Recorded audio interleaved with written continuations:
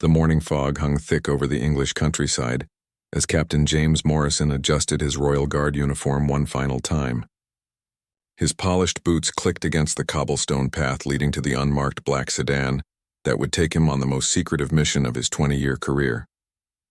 The weight of responsibility pressed down on his shoulders like the heavy ceremonial cape he wore during state functions. 3 days earlier, Morrison had been summoned to a private meeting in the depths of Buckingham Palace. The room was one he had never seen before, hidden behind a bookshelf in the palace library. Inside, he found himself face to face with the new king's most trusted advisor, Lord Hampton, a man whose reputation for discretion was matched only by his ruthless efficiency. "Captain Morrison," Lord Hampton had said, his voice barely above a whisper, "what I am about to tell you must never leave this room. The future of the monarchy depends on your absolute silence and complete success." The revelation that followed had shaken Morrison to his core. During the chaotic weeks following the Queen's passing, several priceless artifacts had gone missing from the royal collection. Among them were the Queen's personal coronation jewels, pieces that held not just monetary value but deep sentimental significance to the royal family. These were not the famous crown jewels displayed in the Tower of London, but rather the Queen's private collection, worn during intimate family ceremonies and passed down through generations. Intelligence sources had traced the stolen items to an unlikely location, a secret mansion owned by Camilla, the Queen consort. The property, purchased years before her marriage to the then Prince Charles, had been kept hidden from public records through a complex web of shell companies and trust funds. Even more shocking was the suggestion that Camilla herself might not be aware of what was hidden within the mansion's walls. Lord Hampton explained that they suspected a member of Camilla's former household staff, someone with intimate knowledge of both the palace security systems and Camilla's private properties.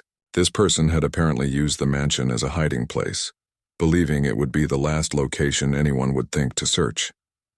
"We cannot involve the police," Lord Hampton had emphasized. "The scandal would destroy the monarchy's reputation during this delicate transition period. The king must never know his wife's property was used in this way, and Camilla herself must remain completely unaware of this operation." Morrison understood the delicate nature of his mission. He was to infiltrate the mansion, locate the missing jewels, and extract them without leaving any trace of his presence. The operation had to appear as though it never happened. If successful, the jewels would quietly be returned to the royal collection, and the theft would be covered up to protect all parties involved. The intelligence team had provided Morrison with detailed blueprints of the mansion, security camera locations, and the daily routines of the small caretaking staff. The property sat on 50 acres of secluded woodland, surrounded by high stone walls and accessible only through a single gated entrance. The mansion itself was a Victorian-era structure with modern security additions, including motion sensors, cameras, and an alarm system connected directly to a private security firm. Morrison's military background had prepared him for covert operations, but this was different. He was not infiltrating an enemy compound in a foreign country. He was breaking into a property owned by the Queen Consort of England. The irony was not lost on him that he was essentially committing a crime to solve a crime, all in service of the crown he had sworn to protect. The plan was meticulously crafted. Morrison would enter the grounds during the narrow window when the caretaker made his weekly trip to the village for supplies. The security system would be temporarily disabled by a sympathetic technician who owed favors to the intelligence service.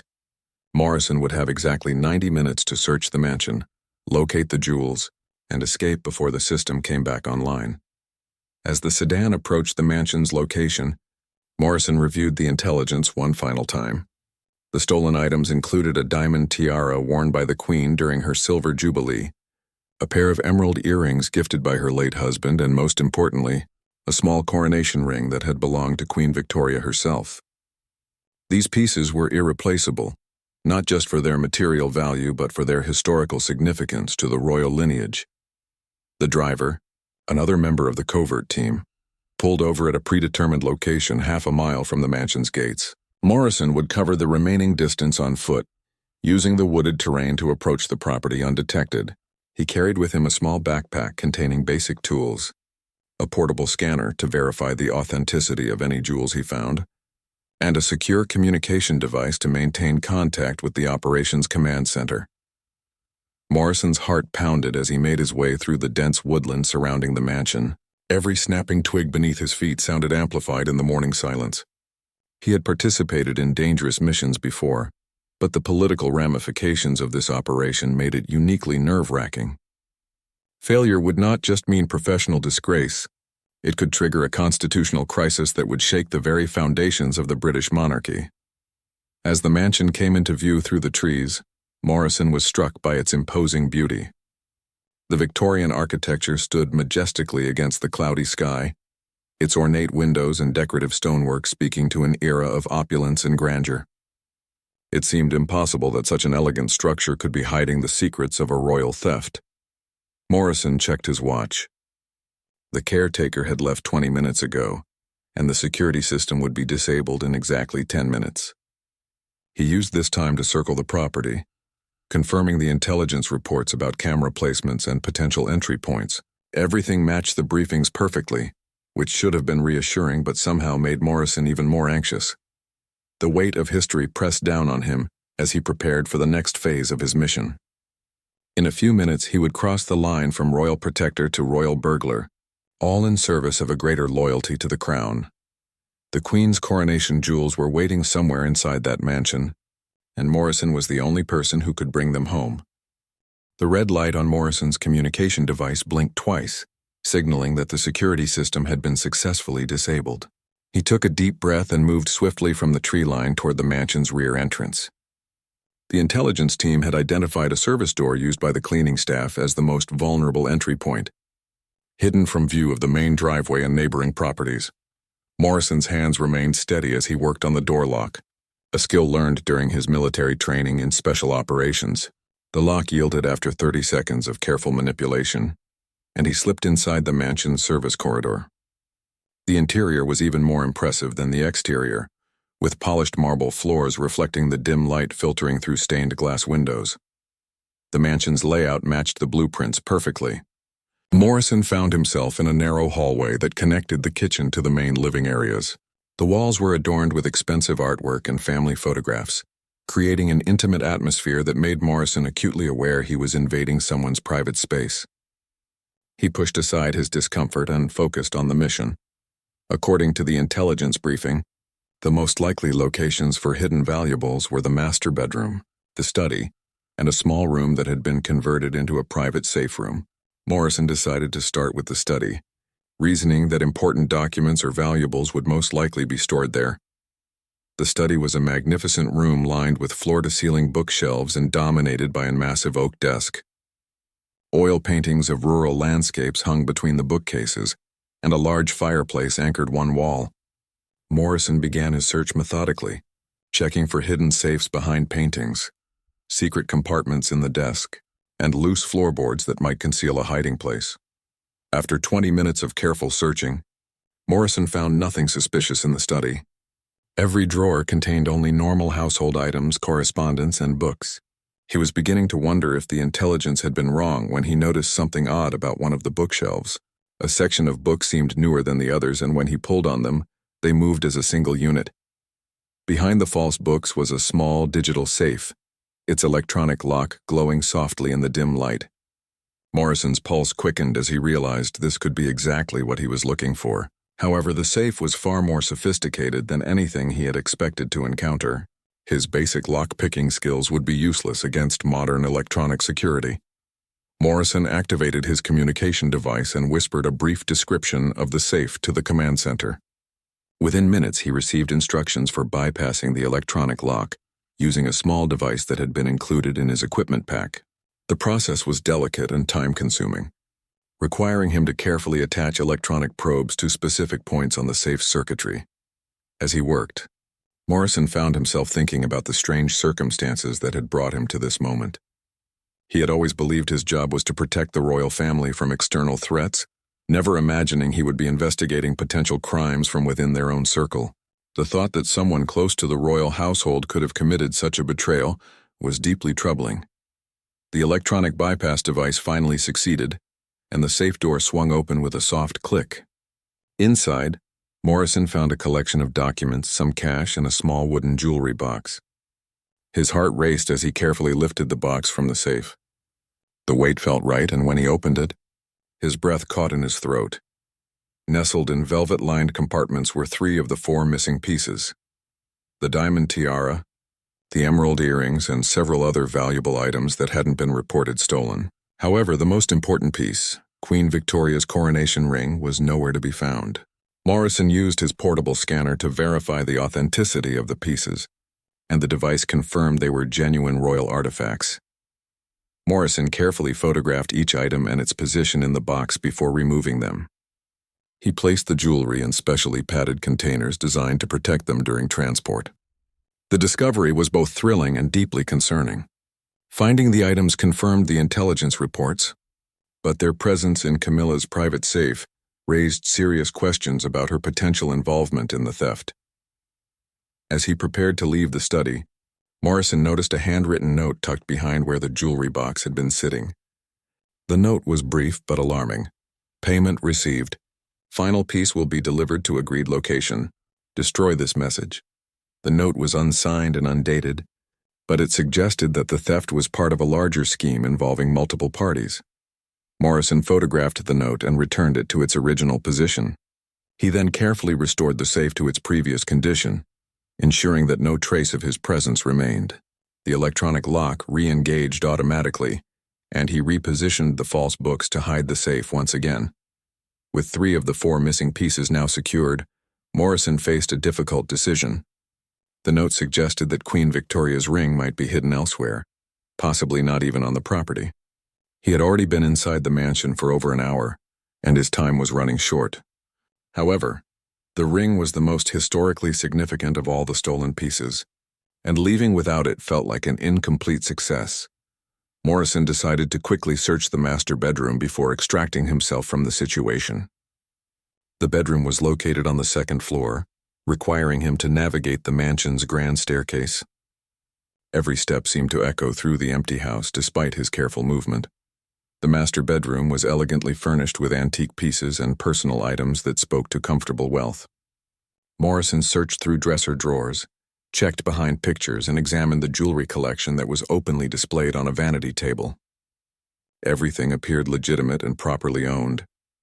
As he prepared to leave the bedroom, Morrison heard the distant sound of a car engine approaching the mansion.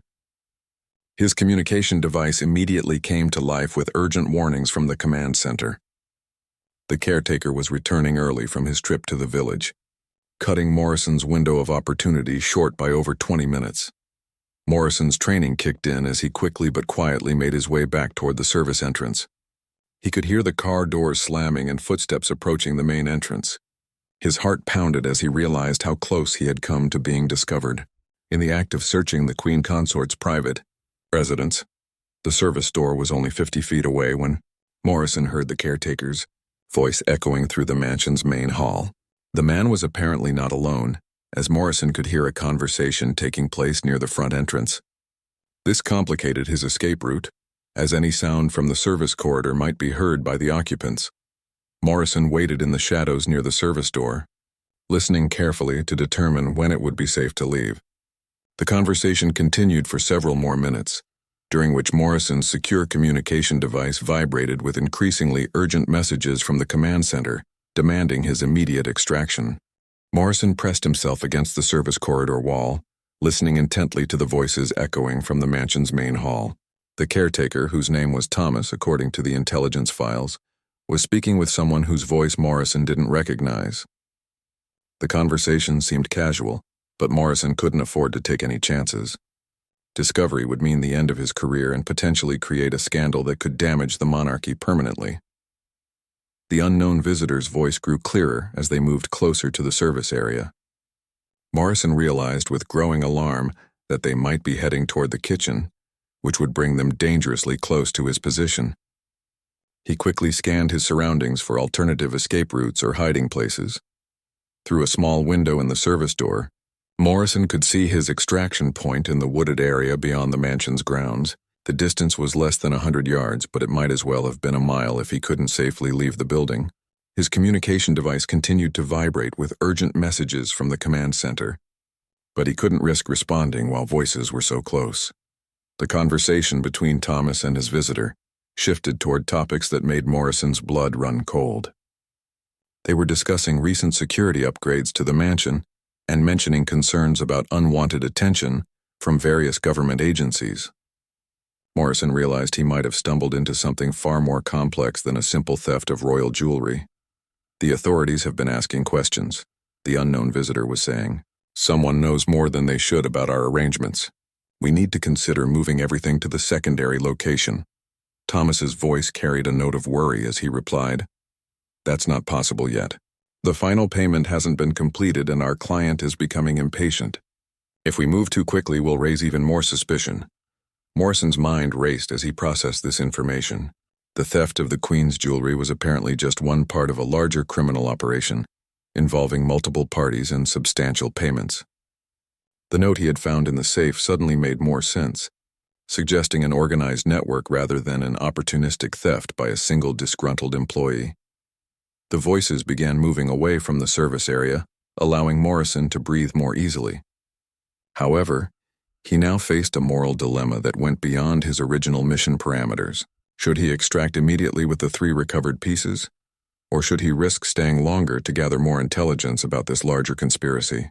Morrison decided that his primary responsibility was to complete the jewelry recovery mission successfully. The additional intelligence was valuable, but his lack of proper surveillance equipment and the increasing risk of discovery made extended reconnaissance impractical.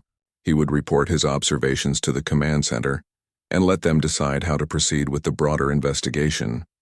As the voices faded toward the front of the mansion, Morrison carefully opened the service door and slipped outside.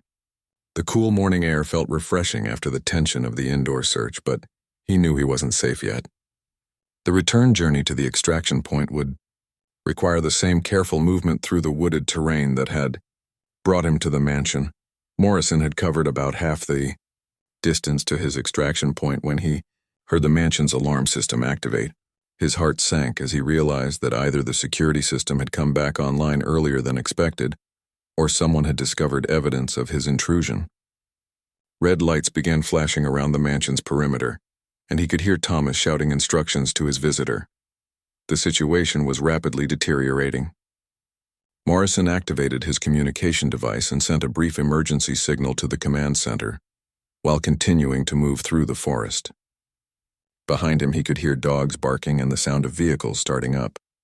The mansion's security response was far more sophisticated than the intelligence briefing had suggested. Morrison's extraction vehicle was waiting at the predetermined location, its engine running and driver ready for immediate departure. As Morrison climbed into the passenger seat, he could see vehicle headlights moving through the trees near the mansion. The timing of his escape had been close, perhaps too close for a mission that was supposed to leave no trace. "Drive," Morrison instructed tersely as he secured the recovered jewelry in a specially designed case. The driver immediately pulled away from their position and began following the predetermined escape route through back roads that would take them away from the mansion area. As they drove, Morrison used the secure communication system to brief the command center on his discoveries.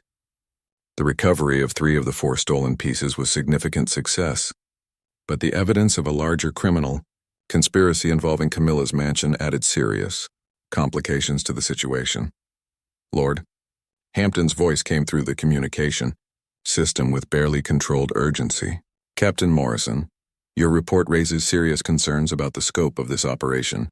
We need to know immediately whether the Queen Consort has any knowledge of these activities at her property." Morrison understood the implications of Lord Hampton's concern. If Camilla was aware of criminal activities at her mansion, it would create a constitutional crisis of unprecedented proportions. If she was unaware, it meant that her property had been used without her knowledge, which raised equally serious questions about security and trust within the royal household. "The evidence suggests an organized operation with multiple participants," Morrison reported. "The conversation I overheard implied ongoing criminal activities beyond the jewelry theft. However, I found no direct evidence linking the Queen Consort to these activities."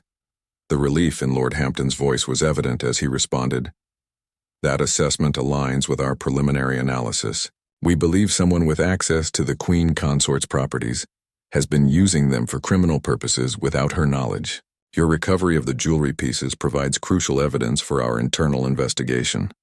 As their escape vehicle continued through the countryside, Morrison reflected on the strange turn his career had taken. In a single morning, he had gone from royal protector to secret agent, uncovering evidence of criminal activity that reached into the highest levels of British society. The 3 recovered jewelry pieces represented a successful mission, but they also marked the beginning of what would likely be a much larger and more complex investigation. Morrison's communication device chimed with new instructions from the command center. Instead of returning directly to London, he was being redirected to a safe house where forensic experts would examine the recovered jewelry for additional evidence. The investigation was expanding rapidly, and Morrison realized his involvement was far from over. The driver took a series of turns through increasingly remote roads, following directions provided by the command center's navigation system. Morrison used this time to review his mental notes from the mansion search, trying to recall every detail that might be relevant to the broader investigation. The safe house appeared after nearly an hour of driving through rural areas. It was a modest cottage that looked like a typical countryside residence, but Morrison noticed the sophisticated security measures that marked it as a government facility. Cameras were discreetly positioned around the property, and the windows were clearly reinforced against potential attacks. Inside the cottage, Morrison was greeted by a team of specialists who immediately began examining the recovered jewelry pieces. Each item was photographed, measured, and subjected to various tests designed to reveal any clues about its recent history. The forensic analysis would take several hours, giving Morrison time to provide a detailed debriefing about his observations during the mansion infiltration. The safe house's secure briefing room was equipped with advanced recording equipment and communication systems that allowed real-time consultation with intelligence analysts back in London. Morrison sat across from Dr. Sarah Chen, a forensic specialist who had been examining the recovered jewelry pieces, and Agent Robert Blake, an investigator from the Royal Protection Unit's Internal Affairs Division. Dr. Chen spread the jewelry pieces across a white examination table, each item carefully labeled and photographed from multiple angles. "Captain Morrison, these pieces have definitely been handled recently by someone other than their rightful custodians," she began, pointing to microscopic traces on the diamond tiara. "We found fingerprints that don't match any staff members currently employed at the palace." Agent Blake leaned forward, his expression grave. "The fingerprints belong to Marcus Wellington, a former palace employee who was dismissed 6 months ago for suspicious behavior around the royal collection. He worked in the conservation department and had authorized access to many valuable items." Morrison's mind immediately connected this information to the conversation he had overheard at the mansion. That would explain how someone knew about the security systems and the value of these specific pieces. An insider with legitimate access could have planned this theft months in advance. Dr. Chen continued her analysis, holding up the emerald earrings under a magnifying glass. "These pieces show signs of having been professionally cleaned and possibly appraised recently. Someone was preparing them for sale or transfer. The cleaning methods used are consistent with high-end jewelry preparation for auction houses." The implications were becoming clearer. This wasn't a simple theft motivated by personal greed, but rather a sophisticated operation designed to move royal artifacts into private collections or illegal markets. The use of Camilla's mansion as a storage location had been calculated to avoid detection, as no one would suspect the Queen Consort's property of housing stolen royal jewelry. Agent Blake activated a secure communication link to the command center in London. Lord Hampton's voice filled the room as he joined the briefing remotely. "Gentlemen, Dr. Chen, we have additional intelligence that complicates our situation significantly. Our surveillance teams have identified several other former palace employees who have been meeting regularly with Marcus Wellington." The screen in the briefing room displayed photographs of 5 individuals, all of whom had worked at various royal residences within the past 2 years. Morrison recognized 2 of them as security guards he had known personally, men he had trusted with the safety of the royal family. "This appears to be an organized conspiracy involving multiple insiders," Lord Hampton continued. "Our analysis suggests they've been systematically identifying and stealing valuable items from the royal collection over an extended period. The pieces Captain Morrison recovered represent only a fraction of what may have been taken." Morrison felt a chill as he realized the scope of the betrayal. "How many other items are missing? And how long has this been going on? Dr. Chen consulted her tablet and displayed a preliminary inventory list. Based on our initial audit, we suspect at least 20 significant pieces have been taken over the past 18 months. The thieves were careful to target items that wouldn't be immediately missed, focusing on pieces held in private storage rather than those on regular display. The sophistication of the operation was impressive and deeply troubling. The conspirators had inside knowledge, access to security systems, and apparently connections to potential buyers for stolen royal artifacts. They had also demonstrated careful planning in their choice of hiding locations and timing. Agent Blake introduced a new element to the briefing. Captain Morrison, we need you to understand that your mission isn't complete. The conversation you overheard mentioned a secondary location and a final payment. We believe Queen Victoria's coronation ring, the most valuable of the stolen pieces, is being held elsewhere pending completion of a sale. Morrison had suspected this possibility, but hearing it confirmed added new urgency to the situation. Do we have any intelligence about this secondary location? Lord Hampton's voice carried a note of frustration. Our surveillance teams are working on that, but Marcus Wellington and his associates have been extremely careful about their communications. We need to find that ring before it disappears into a private collection where we might never recover it.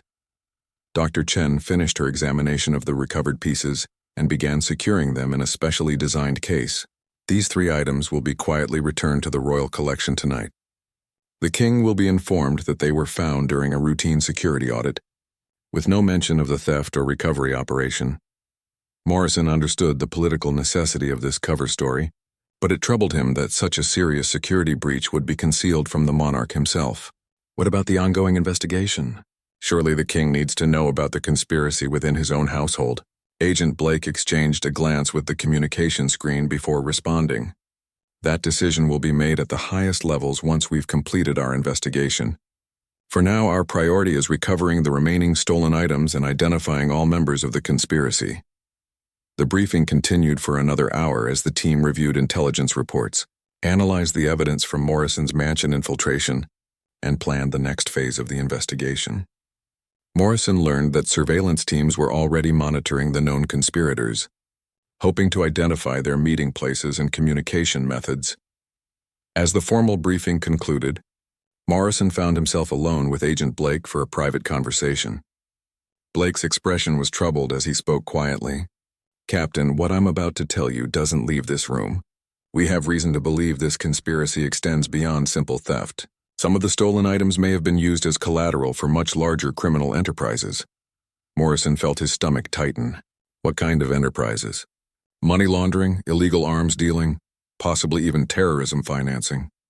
The royal artifacts have significant value that can be used to secure loans or payments for illegal activities. If this is true, we're not just dealing with art theft, but with potential threats to national security. The weight of this revelation pressed down on Morrison like a physical force. What had begun as a mission to recover stolen jewelry was now revealed as part of a much larger threat to the stability and security of the British government itself. Blake continued, "We need someone to continue the investigation from the inside, someone with your skills and clearances. The official recovery mission is complete, but the real work is just beginning." Morrison realized that his life was about to change dramatically. Instead of returning to his normal duties as a royal guard, he was being recruited into a covert operation that could last months or even years. The simple world of palace security and ceremonial duties was being replaced by something far more dangerous and complex. "What exactly are you asking me to do?" Morrison asked, though he suspected he already knew the answer. Blake's response confirmed his fears. "We're asking you to go undercover, to infiltrate this criminal network and gather intelligence from within. It's dangerous work, and if you're discovered, the government will deny any knowledge of your activities." Morrison looked out the window of the safe house at the peaceful countryside beyond. In a few hours, he would have to make a decision that would either return him to his comfortable life as a royal guard or thrust him into a world of criminals, conspiracies, and constant danger. The Queen's coronation jewels had led him down a path he had never expected to travel, and there was no easy way back. 3 weeks later, Morrison sat in a dimly lit pub in East London, nursing a pint of bitter while keeping careful watch on the entrance. His appearance had changed dramatically since the mansion infiltration. His military haircut had grown out. He wore civilian clothes that made him blend in with the working-class neighborhood, and he had adopted the identity of James Murphy, a former security guard looking for work in the private sector. The transformation from royal guard to undercover operative had been intensive and exhausting.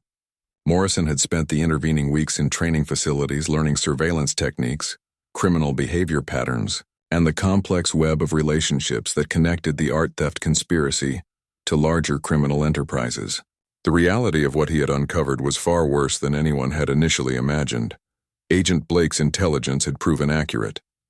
The stolen royal jewelry was indeed being used as collateral in a money laundering operation that involved several international criminal organizations.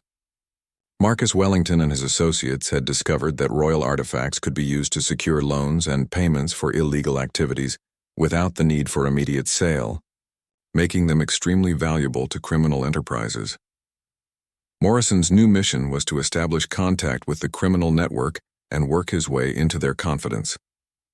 Intelligence suggested that they were actively recruiting new members, particularly individuals with security backgrounds who could help them access additional high-value targets. Morrison's military record and palace security experience made him an attractive potential recruit. The pub door opened, and Morrison recognized Tommy Harrison, one of the former palace guards identified as part of the conspiracy. Harrison looked nervous as he scanned the room, his eyes settling on Morrison after a moment of apparent recognition. This was the moment Morrison had been preparing for, the beginning of his infiltration into the criminal network. Harrison approached Morrison's table cautiously. "You're Murphy, right? I heard you used to work palace security. Word is you're looking for new opportunities." Morrison adopted the persona he had been developing for weeks. "That's right. Palace work doesn't pay what it used to, and I've got bills to cover. I hear there are people who appreciate real security expertise and are willing to pay for it." Harrison sat down across from Morrison, ordering a drink while keeping his voice low. "Depends on what kind of work you're willing to do. Some opportunities require flexibility about legal boundaries." Morrison leaned forward, projecting the image of someone desperate for money and willing to compromise his principles. "I'm not looking to hurt anyone, but I need income. If there are gray areas involved, I can live with that as long as the pay is good."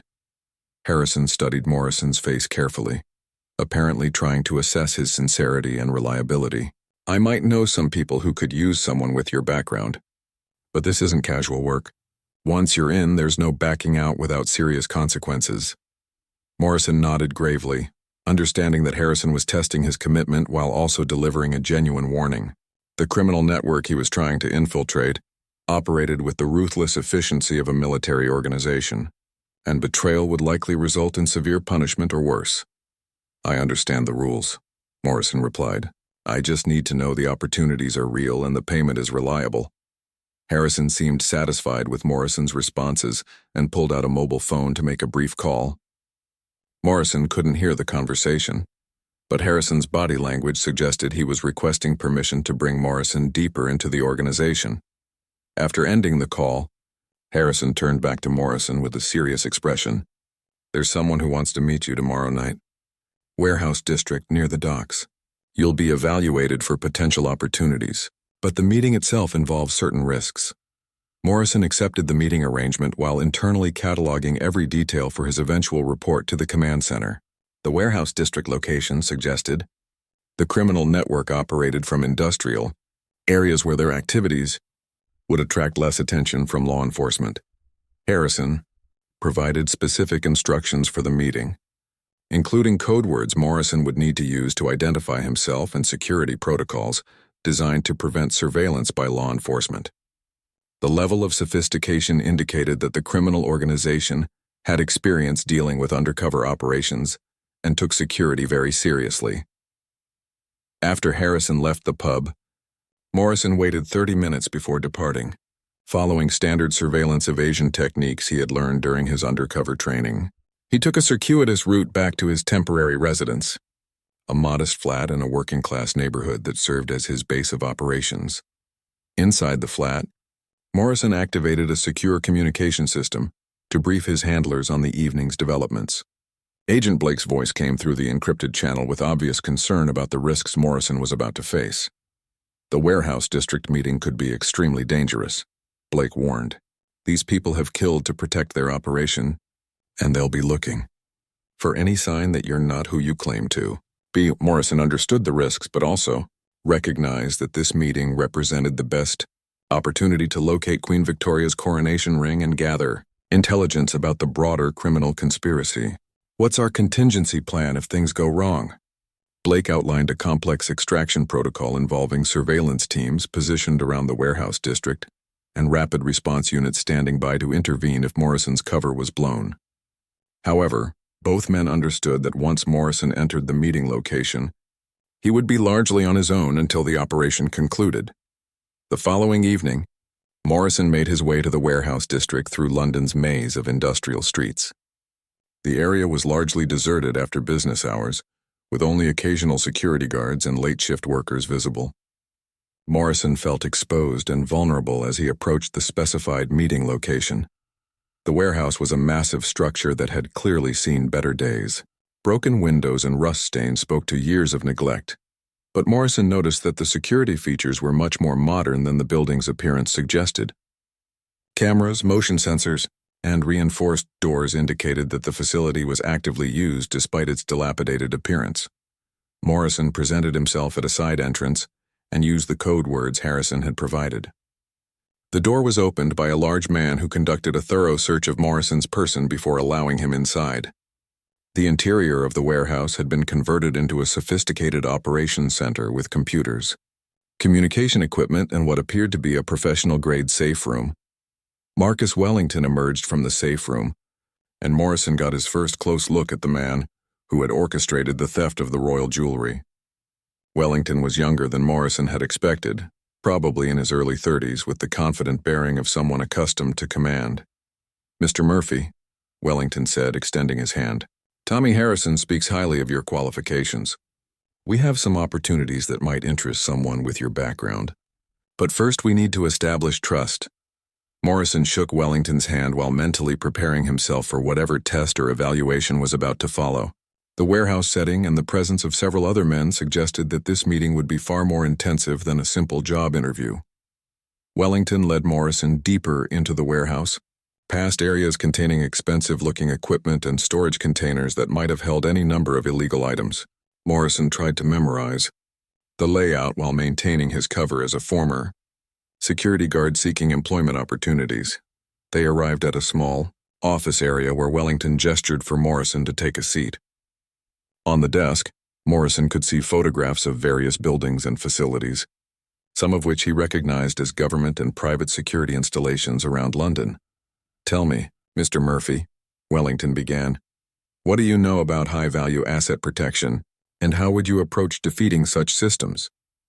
Morrison carefully considered his response to Wellington's question, knowing that his answer would determine whether he gained access to the criminal network or found himself in immediate danger. He drew upon his extensive palace security experience while crafting a response that would demonstrate valuable knowledge without revealing his true identity. "High-value asset protection relies on layered security," Morrison began, settling into his role as a disgruntled former security professional. "Physical barriers, electronic surveillance, human guards, and alarm systems. The key to defeating such systems is understanding that they're only as strong as their weakest component, which is usually the human element." Wellington leaned back in his chair, apparently pleased with Morrison's analysis. "Elaborate on that. How does one exploit the human element?" Morrison felt his pulse quicken as he realized Wellington was essentially asking him to explain how to defeat the very security systems he had spent years protecting. Guards have routines, schedules, personal problems. They get complacent, they take shortcuts. They trust people they shouldn't. A good social engineer can learn those patterns and use them to gain access that no amount of technology could provide. Wellington nodded approvingly and gestured to one of the photographs on his desk. Morrison recognized it as an image of a private gallery that housed several important art collections. "Suppose someone wanted to acquire certain items from a facility like this. What would be your approach?" Morrison forced himself to think like a criminal while maintaining his cover. "First, I'd study the facility for weeks. Guard rotations, alarm schedules, delivery patterns, cleaning crews. Then I'd look for inside help, someone with legitimate access who could be bought or coerced. Finally, I'd plan the operation for a time when the fewest people are present and the response time from law enforcement would be longest. Wellington exchanged glances with another man who had been listening silently from the corner of the office. Morrison sensed that his responses were being carefully evaluated, not just for technical competence, but for his willingness to participate in criminal activities. "You seem to understand the theoretical aspects," Wellington said, "but theory and practice are very different things. Are you prepared to participate in actual operations, knowing that discovery could result in significant prison time?" Morrison met Wellington's gaze directly, projecting the desperation of someone who felt he had no other options. "I've already crossed certain lines by being here tonight.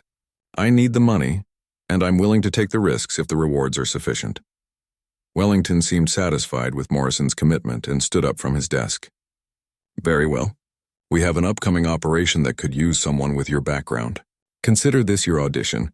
Success will lead to more lucrative opportunities. Failure will have serious consequences for everyone involved." Morrison felt his stomach tighten as he realized he was about to be drawn into an actual criminal operation. His mission had been to gather intelligence about the stolen royal jewelry, but now he was being asked to participate in additional crimes. The line between investigation and complicity was becoming dangerously blurred. Wellington led Morrison to another area of the warehouse where several other men were studying architectural plans and security diagrams. Morrison recognized the location immediately. It was Kensington Palace, one of the royal residences where he had previously served as a guard. "Next week, we're going to acquire certain items from this location," Wellington explained. "Your knowledge of palace security procedures could be invaluable. We're particularly interested in a private collection housed in the North Wing." Morrison's mind raced as he processed this information. The North Wing of Kensington Palace contained several historically significant artifacts, including pieces that had belonged to Princess Diana. The theft of such items would create an international scandal and could potentially damage diplomatic relationships with multiple countries. "What's the timeline for this operation?" Morrison asked, trying to gather as much intelligence as possible while maintaining his cover. Wellington consulted a planning document before responding. "The operation is scheduled for next Thursday evening, during a period when the security staff will be minimal due to a planned system upgrade. We have inside information about the upgrade schedule and the temporary security arrangements." Morrison realized with growing alarm that the criminal network had access to current intelligence about palace security operations. This suggested either an active insider or sophisticated surveillance of palace communications. The scope of the security breach was far more extensive than anyone had realized. As Wellington continued briefing the team about the planned operation, Morrison learned additional disturbing details. The criminals had detailed floor plans of Kensington Palace, including areas that were not supposed to be accessible to former employees. They also had information about alarm codes and guard schedules that should have been changed after Morrison and other staff members had left their positions. "Your role," Wellington told Morrison, "will be to provide real-time guidance about security responses and help the team avoid detection during the infiltration. Your experience with palace procedures will be crucial for timing our movements correctly." Morrison nodded while internally cataloging every detail of the planned operation. He would need to find a way to alert his handlers about the threat to Kensington Palace without compromising his cover or endangering the ongoing investigation into the royal jewelry theft. The briefing continued for another hour, during which Morrison learned that the criminal network was far more sophisticated and well-funded than initial intelligence had suggested. They had professional equipment, detailed intelligence-gathering capabilities, and connections to international art dealers who could move stolen items quickly and discreetly. As the meeting concluded, Wellington handed Morrison an encrypted communication device and detailed instructions for maintaining contact with the team. "You'll receive your specific assignment instructions tomorrow. Until then, maintain your normal routine and avoid any activities that might attract attention from law enforcement." Morrison left the warehouse with his mind spinning from everything he had learned. The planned theft at Kensington Palace represented an immediate threat that would need to be addressed quickly. But stopping it might compromise his investigation into the original royal jewelry theft and the larger criminal conspiracy. During his journey back to his flat, Morrison followed elaborate surveillance evasion procedures while mentally preparing his urgent report to the command center. The situation had escalated far beyond what anyone had anticipated, and critical decisions would need to be made about how to proceed.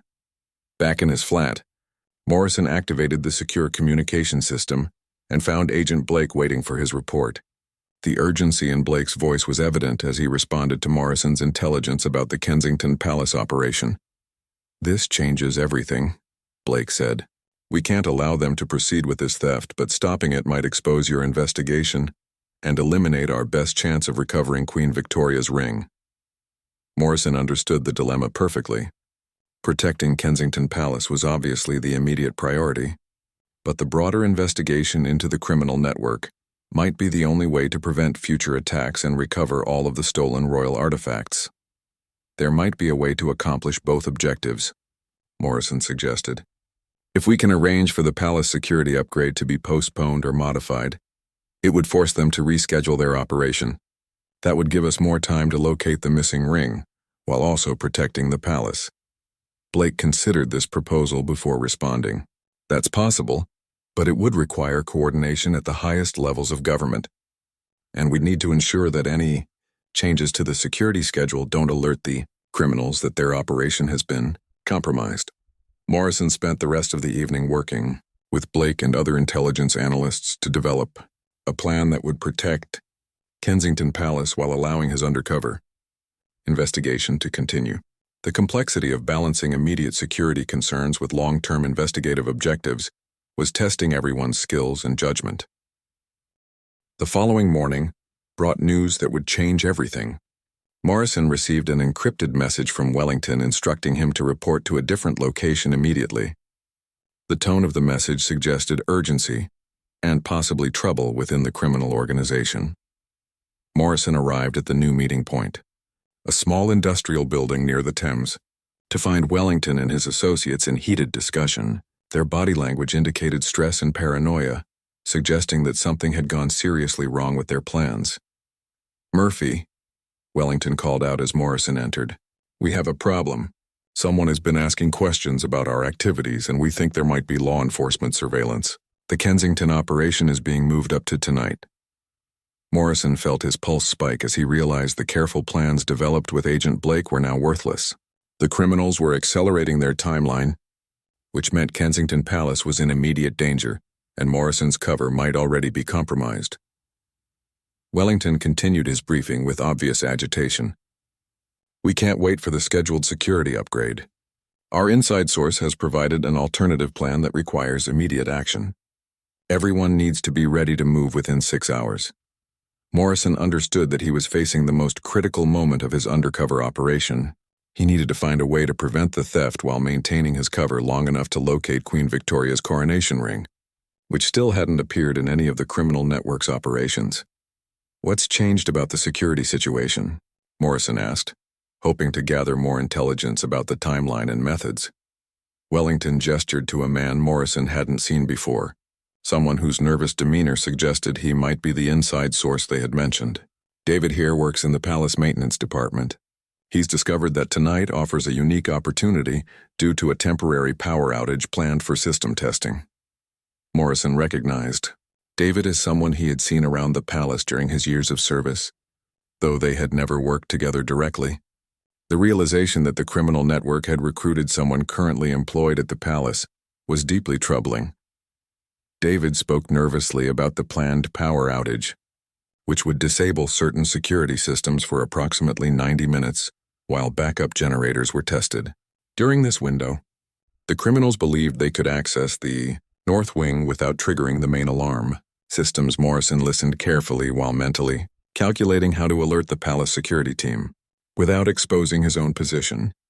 The situation was becoming increasingly dangerous, and he was running out of options for preventing the theft while maintaining his investigation.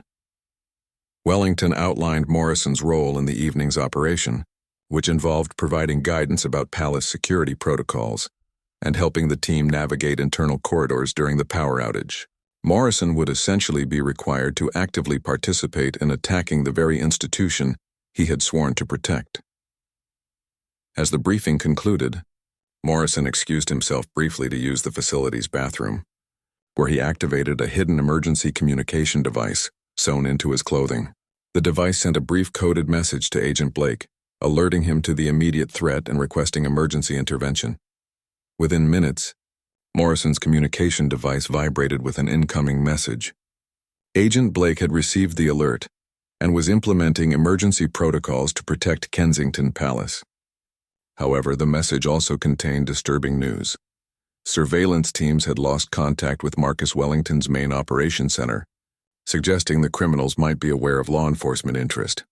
Morrison returned to the briefing room to find Wellington studying him with obvious suspicion. "Murphy, I need to ask you directly. Have you had any contact with law enforcement since joining our organization?" Morrison met Wellington's gaze steadily while internally preparing for the possibility that his cover had been blown. "Absolutely not. My only interest is in completing this operation successfully and earning my payment." Wellington seemed partially satisfied but continued his questioning. "One of our surveillance teams reported unusual activity around your apartment building last night. Government vehicles that shouldn't have been in that area." Morrison realized that his evening communications with Agent Blake might have been detected by the criminal network's counter-surveillance operations. The situation was deteriorating rapidly, and he might need to extract himself from the undercover operation immediately. "I haven't noticed anything unusual," Morrison replied. "But if there's a security concern, perhaps we should postpone tonight's operation until the situation is clarified." Wellington shook his head firmly. "That's not possible. Too much is riding on tonight's success and the opportunity won't come again. We proceed as planned. But everyone will be subject to additional security measures." Morrison understood that these additional security measures might include actions that would endanger his life if his true identity was discovered. The criminal organization operated with military-style discipline and would not hesitate to eliminate suspected traitors. As the afternoon progressed, Morrison received fragmented updates through his emergency communication system indicating that Agent Blake was coordinating a complex operation to protect Kensington Palace while attempting to preserve Morrison's cover. The challenge was enormous, requiring precise timing and coordination between multiple agencies.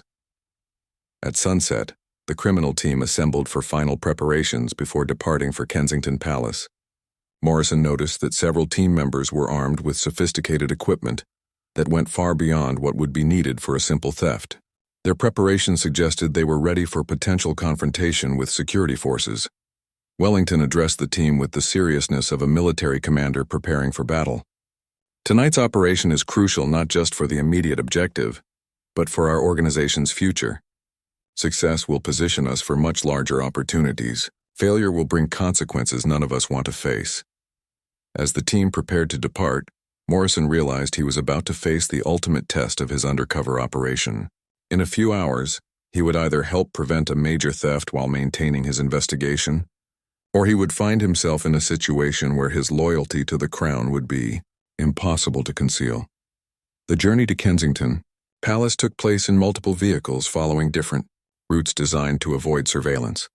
Morrison rode with Wellington and two other team members, listening to radio communications that confirmed the power outage was proceeding as planned. As they approached the palace grounds, Morrison saw the subtle signs of the enhanced security response that Agent Blake had implemented. Additional unmarked vehicles were positioned around the perimeter, and Morrison could identify plainclothes officers who had been deployed to supplement the regular security team. Wellington noticed Morrison's attention to their surroundings and asked, "Do you see anything unusual about the security deployment tonight?" Morrison forced himself to respond calmly, while his heart pounded with the knowledge that the next few hours would determine the success or failure of his entire mission. "Everything looks normal to me. The reduced lighting due to the power outage should work in our favor." As their vehicle stopped at the predetermined insertion point, Morrison realized that somewhere in the darkness ahead, Queen Victoria's coronation ring was waiting to be found, along with answers to questions that had driven him from royal guard to undercover operative. The final phase of his mission was about to begin, and nothing would ever be the same again. Wellington checked his watch and gave the signal for the operation to commence. Remember, we have exactly 90 minutes before the power systems come back online. Everyone stays together, follows the plan, and gets out cleanly. No heroics, no unnecessary risks. Morrison stepped out of the vehicle and into the most dangerous night of his life, carrying with him the hopes of recovering the crown's stolen treasures and the weight of protecting an institution that had defined his entire career.